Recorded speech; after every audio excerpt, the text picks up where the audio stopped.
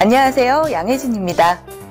이번 시간에는 데이터베이스와 여러가지 업무 규칙을 활용해서 회원관리 모델을 만들어 보도록 하겠습니다.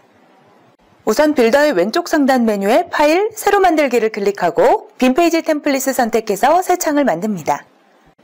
바로 이 공간에 우리가 웹사이트에서 회원 가입을 할 때 흔히 볼 수 있는 화면을 구성하도록 하겠습니다.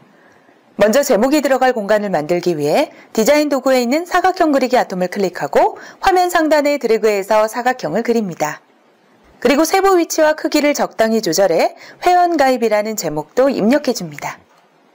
이어서 입력 항목명을 만들 텐데요.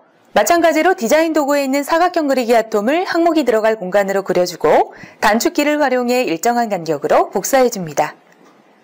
항목명을 입력해봐야겠죠? 먼저 등록번호를 입력해주고 아이디, 비밀번호 재입력, 성명, 성별, 생일, 이메일, 전화번호 순으로 나머지 항목들도 입력해줍니다. 그리고 입력 공간도 나열해 보겠습니다.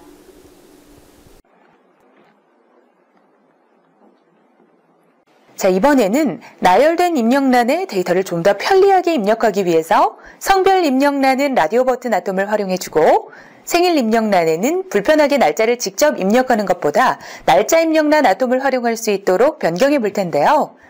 지난 시간에 배웠듯이 라디오 버튼을 사용하기 위해서는 이름을 지정한 후 스타일 속성 창을 열어서 그룹 설정을 클릭하고 설정 값을 입력해 줘야 합니다. 그리고 비밀번호 입력란과 비밀번호 재입력에 대한 설정도 간단히 해볼 텐데요. 해당 입력란에 입력되는 글자가 보이지 않고 별표로 표시되도록 스타일 속성 창에서 입력 속성을 암호 입력으로 설정합니다. 그리고 나서 비밀번호 재입력란에도 입력 속성을 암호 입력으로 넣어주고 데이터 속성 창에서 저장 옵션을 저장 안함으로 설정해서 DB 테이블에 필드가 생성되지 않도록 설정하겠습니다. 마지막으로 이메일 항목에는 긴 데이터도 입력될 수 있도록 마우스 우클릭으로 데이터 속성 창을 열고 최대 자릿수를 직접 지정해 보겠습니다. 이어서 회원 가입 화면에 이벤트 버튼을 설정해 보도록 하겠습니다. 좌측의 이벤트 설정 도구에서 기능 버튼을 선택해 화면 하단에 그려줍니다. 그리고 마우스 우클릭으로 스타일 속성 창을 열고 기능 선택해서 저장을 클릭하면 기능이 활성화되면서 버튼의 이름도 반영되는 것을 보실 수 있습니다. 그 다음 버튼의 이름을 회원가입으로 바꿔보겠습니다. 이어서 앞장과 뒷장 버튼도 같은 방식으로 만들어줍니다.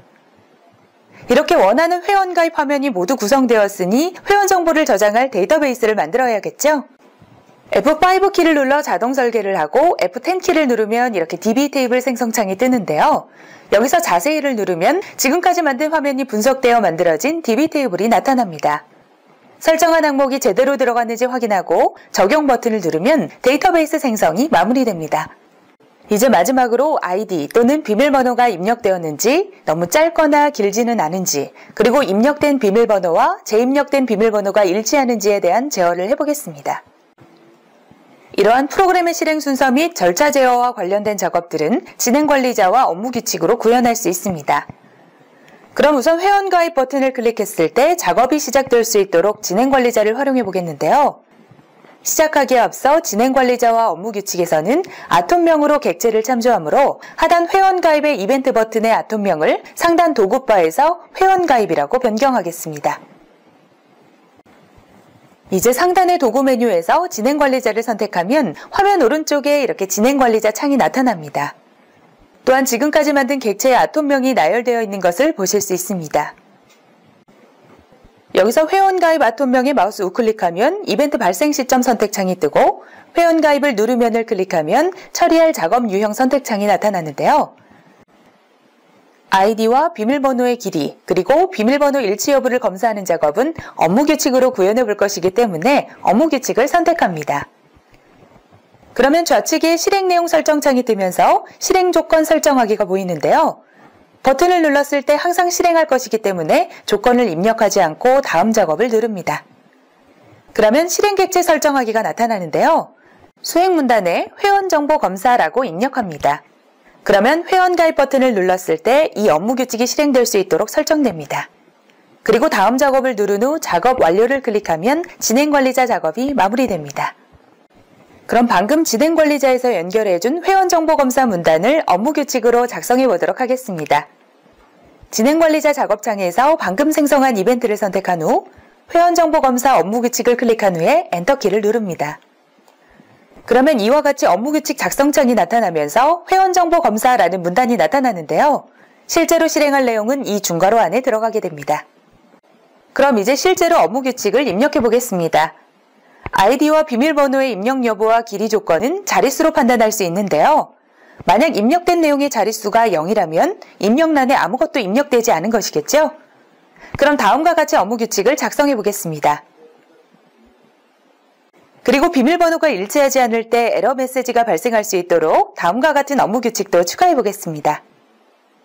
이렇게 필요한 업무규칙이 모두 입력되었으니 상단의 저장 버튼을 누르고 진행관리자 창의 작업 완료 버튼을 눌러 모든 작업을 마무리하겠습니다. 이렇게 해서 회원가입 화면 구성과 필요한 업무규칙 작성을 끝마쳤습니다. 이제 실행 모드로 전환해서 잘 작동하는지 테스트해 보겠습니다. 우선 등록번호는 자동으로 1번으로 지정이 되는 것을 보실 수 있습니다. 이름을 입력하고 성별에서 라디오 버튼을 선택합니다. 날짜 입력란에도 생일을 지정해보고 이메일, 전화번호도 모두 입력해봅니다. 그리고 아까 작성했던 업무규칙이 잘 작동하는지 테스트를 해보겠습니다. 아이디를 입력하지 않은 상태에서 회원가입 버튼을 누르면 이렇게 아이디를 입력하라는 안내 메시지가 뜨는 것을 확인할 수 있습니다. 그럼 이번에는 비밀번호에 대해서도 테스트를 해보겠습니다. 비밀번호의 자릿수를 4자리보다 적게 지정해 입력해보면 마찬가지로 안내 메시지가 나타나는 것을 확인할 수 있습니다.